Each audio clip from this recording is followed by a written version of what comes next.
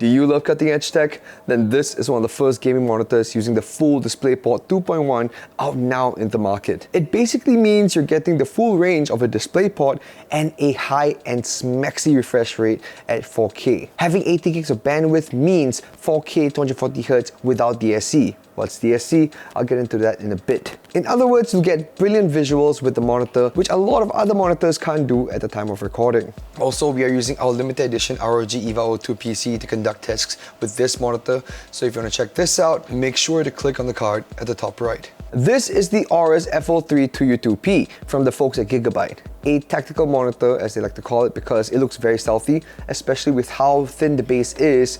That'll give you enough space to put stuff around, and there's also a tactical switch that changes the resolution to a 24.5-inch display for you to really focus in on competitive games.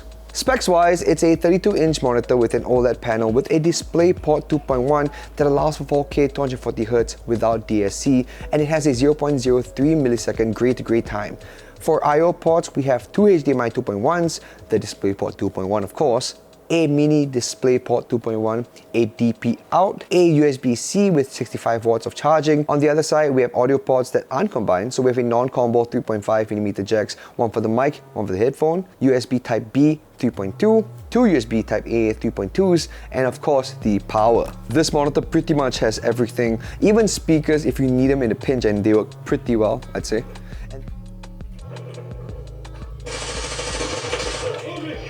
And this goes for about 1,899 Singapore dollars.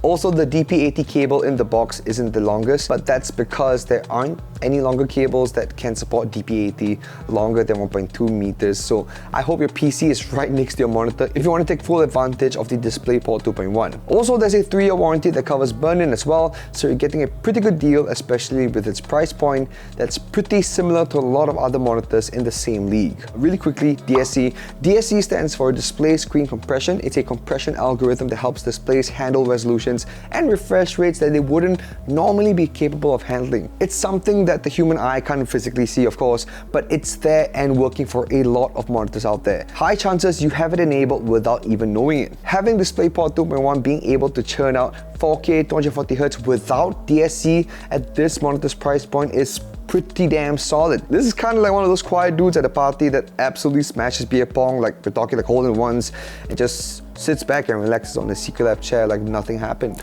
Here at Geek Culture, Secretlab is our everyday ergonomic buddy. Whether you're working, playing, or taking a quick nap, we feel less aches and more refreshed, even after sitting for long hours. Secretlab provides ergonomic support literally from head to toe, from dynamic lumbar support to their proprietary medium foam cushioning, and even premium footrests that promote circulation. That's good for you. For more information, check out secretlab.co.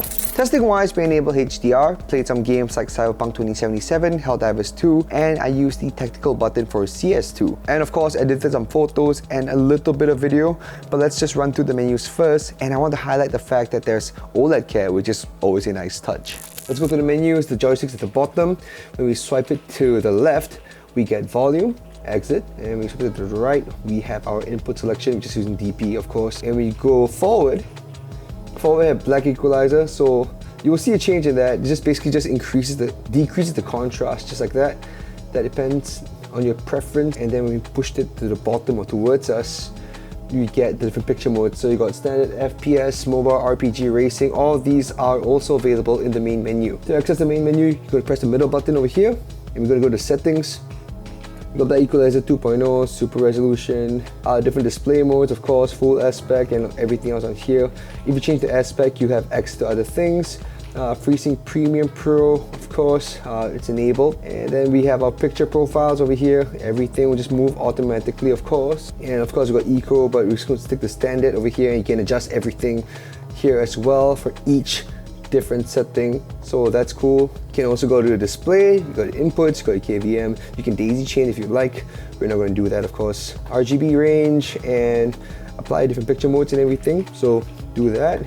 PIP and PVP, picture in picture, all this kind of stuff, everything's over here. And the system stuff, so language, audio, the usual. There is OLED care, so that's activating right now, and we're ready to clean up whenever you want to. And of course settings, so we can change it up as well. We got pixel clean, static control, pixel shift, APL stabilize, sub logo dim, which is, I think it's the one at the back. The corner dims is the one right behind, if I'm not wrong. Let me just check that out real quick. Alright, and lastly we have, of course, the game assist segment. We have gaming timer, gaming counter, refresh rate, and where you want to put the location of the information at. We also have crosshairs over here, got different styles that you can pick up. Tactical switch, basically this is the switch that we'll be using for CS2 later on. You can change out the resolution as and when you like, of course. And yep, the notice is over there, which you will see in a clip I'll be playing down here. That notice will pop up every time you turn on the tactical switch. And of course this will influence whether all these things over here will pop up when you turn on the tactical switch.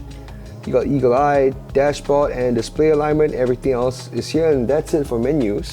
Playing casual games like Cyberpunk, Helldivers 2, and COD Modern Warfare 3 with this, paired with its high refresh rate and of course beautiful display, helped with the immersion. Cyberpunk 2077 looks so good on this monitor that came right out of the box with colors hitting the right amount of saturation and contrast, and the same goes for Helldivers 2 and Call of Duty. It hits a very good balance with colors and deep blacks that leave enemies just visible enough to make it seem natural. And of course you can adjust it as and when you like, depending on how much of an advantage you want in play. After that, we are going to the test videos we have on hand, and they all look gorgeous on this display. With several test videos and general footage of differing landscapes, subjects, and skin tones, I'd say this is pretty close to being color accurate. If performance on an entertainment front is a deal breaker for you, I can confidently say this monitor clears, and it clears as fuck. Moving on to the tactical switch, I found it very useful when I don't want my op to take up a good quarter of the monitor and I'd have to be scanning a much wider area more frequently. For esports heavy gamers, hitting the switch and going into an instant 24.5 inch helps them focus even more. And having that black space around the area honestly helps, kind of like a horse blinders-ish type situation, kind of similar to the ones on the Zoe by BenQ, but not exactly because they're actual physical flaps. With all that in mind, editing photos on this is quite close to being color accurate out the box, but of course I'd recommend you color correct your monitor with a spider or a product that does the same thing as that, just general color correcting if you're planning to do professional work with this.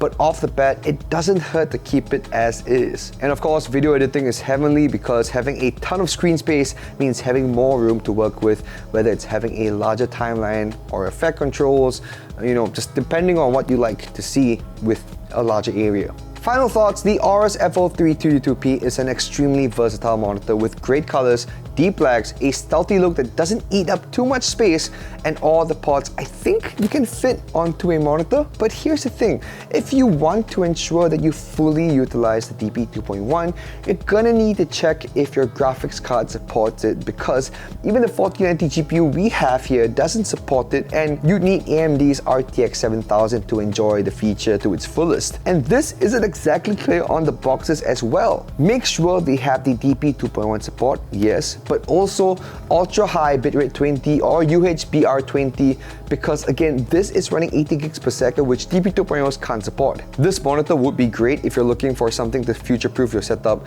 especially with the new graphics cards that are coming up from Nvidia and AMD that will hopefully fully support DisplayPort 2.1 with the respective product lines. Hopefully those longer DP80 cables will be out by then, because 1.2 meters is definitely not going to cut it.